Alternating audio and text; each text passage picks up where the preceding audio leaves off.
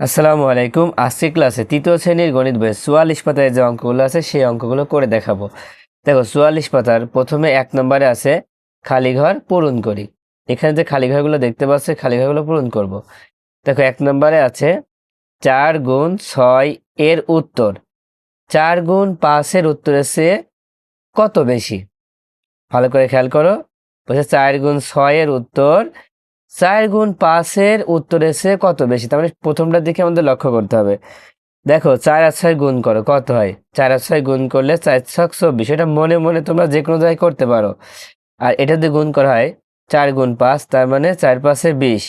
এখন দেখো তাহলে ৪ গুণ ৬ এর উত্তর ৪ গুণ ৫ এর চেয়ে কত বেশি হচ্ছে? এখানে ২০ আর এখানে ২৪, তাহলে ২০ থেকে এখানে ২৪ কত বেশি? ৪ বেশি না? তাই লিখবা ৪ বেশি। যেহেতু এখানে বেশি আছে, প্রথমটা সবসময় প্রথমটা খেয়াল করবা। তারপর দেখো ৭ গুণ ৮ এর উত্তর ৭ গুণ ৯ এর উত্তরের চেয়ে কত কম? এখন এটা গুণ করো। দেখো ৭ আর ৮ গুণ করলে ৭ ৮টা ৫৬, মানে ৭ আর ৮ গুণ করলে ৫৬ হয়। আর ৭ আর ৯ গুণ করলে ৭ নাম ৬৩ হয়। এখন দেখো তো এই প্রথমটা দ্বিতীয়টার চেয়ে কত কম? হিসাব করো, ৫৬ থেকে গুনতে থাকো। ৫৭, ৫৮, ৫৯, ৬০, ৬১, ৬২, ৬৩, কত হচ্ছে? ৭। তার মানে ৭ কম। আগেরটা ছিল ৪ বেশি আর পরেরটা হচ্ছে ৭ কম। এবার ৩ নাম্বার দেখো, এখানে ৫ গুণ ৪, তার মানে ৫ আর ৪ গুণ করলে কত হয়? ৪ পাশে কত হয়? দেখো ৪ পাশে কিন্তু ২০ হয়। কত হচ্ছে? ২০ হচ্ছে। এবার ৫ আর ৩ গুণ করো, ৩ পাশে ১৫ হচ্ছে। এখন এখানে যেহেতু ২০ হয়েছে, এখানে ১৫ হয়েছে, তাই ২০ বানানোর জন্য আর কত যোগ করতে হবে? এই ১৫-র সাথে কত যোগ করলে ২০ হয়? ৫ যোগ করলে ২০ হয়। এখানে ৫ লিখে দাও, তাহলে কিন্তু হয়ে যাচ্ছে। আবার দেখো ৮ আর ৯ গুণ করো, ৮ নাম ৭২। এবার এখানেও ৮ আর ১০ গুণ করলে ৮ ১০-এ ৮০। তো প্রথমে তো ৭২ আছে আর এখানে আছে ৮০। তো এখন ৮০-কে ৭২ বানাতে হলে কত বিয়োগ করতে হবে? ৮০ থেকে কত বিয়োগ করলে ৭২ হবে? ৭২ থেকে ৮০ পর্যন্ত গোনা যাক। ৭৩, ৭৪, ৭৫, ৭৬, ৭৭, ৭৮, ৭৯, ৮০। তার মানে কত হচ্ছে? ৮ হচ্ছে। এখানে ৮ লিখলেই কিন্তু হয়ে যাবে। তার মানে ৮০ থেকে ৮ বিয়োগ করলে ৭২ হয়।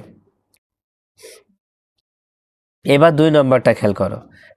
গুণ্য বা গুণককে দুইটি সংখ্যায় ভেঙে লিখলে ৮ গুণ ৬-এর হিসাব করি। মানে গুণ্য বা গুণককে দুইটি সংখ্যায় ভেঙে যদি আমরা লিখি তাহলে কিভাবে হিসাব করব? দেখো প্রথমে বলা হচ্ছে যে গুণ্যকে ভেঙে হিসাব করি। প্রথমে আছে ৮ গুণ ৬। এখন গুণ্য কোনটা? গুণ্য হচ্ছে প্রথমটাকে আমরা কি বলি? গুণ্য বলি। আর পরেরটাকে আমরা কি বলবো? গুণক বলবো। এখন গুণ্যকে ভাঙতে হবে। দেখো এখানে ৩ গুণ ৬ লেখা আছে, তার মানে ৬-এর কোনো পরিবর্তন হবে না, আমরা শুধু গুণ্যকে ভাঙবো। তো ৮ থেকে এখানে ৩ নেওয়া হয়েছে, তাহলে আর কত এখানে নেওয়া যাবে? এখানে ৫ নেওয়া যাবে। যেহেতু ৮-এর মধ্য থেকে আমরা এখানে ৩ নিয়েছি, তাহলে এখানে আরও আমাদের ৫ থাকছে, কারণ এখানে ৩ আর ৫ যোগ করলে ৮ হয়। এবার গুণ করে ফেলো। দেখো ৩ ৬ ১৮, ৫ ছক ৩০। এবার এই দুইটা যোগ করে ফেলো। দেখো ৮ আর এখানে ৪। এবার গুণককে ভাঙবো। গুণককে ভেঙে যদি আমরা হিসাব করি তাহলে কেমন হবে? দেখো এখানে দুইটাতেই কিন্তু ৮ আছে, দুইটাতেই কত আছে? ৮ আছে। এখন এই গুণককে আমরা ভেঙে ফেলবো দুইটা সংখ্যায়। কিভাবে? ধরো ৬ আছে, ৬কে আমরা ভাঙতে পারি, একটায় ২ লিখবো, একটায় ৪ লিখবো। ২ আর ৪ ৬। এবার গুণ করে ফেলো। ৮ দুখানে ১৬ আর ৪ ৮টা ৩২।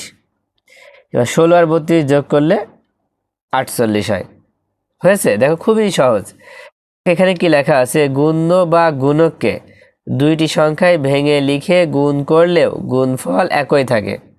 আমরা গুণ্য এবং গুণককে দুইটি সংখ্যায় ভেঙে লিখলেও গুণফল কি থাকবে? একই থাকবে। আচ্ছা, তারপরে দেখো ২ নম্বর দিয়ে লেখা আছে খালি ঘর পূরণ করি। এটাও কিন্তু খুব সহজ। কিভাবে? দেখো প্রথমে আছে ৯ গুণ ৫।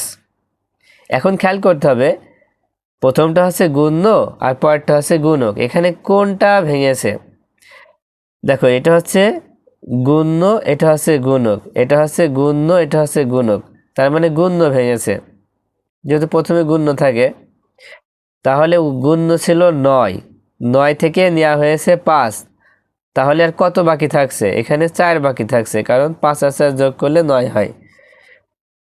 এটা কেমন হবে দেখো, এখানে আছে 7 গুণ 4, তার মানে প্রথমটা হচ্ছে গুণ্য, পরেরটা হচ্ছে গুণক। এবার কিন্তু গুণকের ঘরটা ফাঁকা আছে, তারপরে আছে গুণ্য, তারপর আছে গুণক, কারণ 7 হচ্ছে 2 জায়গায় আছে, এখন বাকি আছে 4। দেখো, 4-এর মধ্যে এক জায়গায় নেওয়া হয়েছে 2, তার মানে এখানে আমাদের 2 নিলে 2 আর 2 যোগ করলে 4 হয়। ঠিক আছে, তো আজকের মতো ক্লাসটা এই পর্যন্ত। আল্লাহ হাফেজ।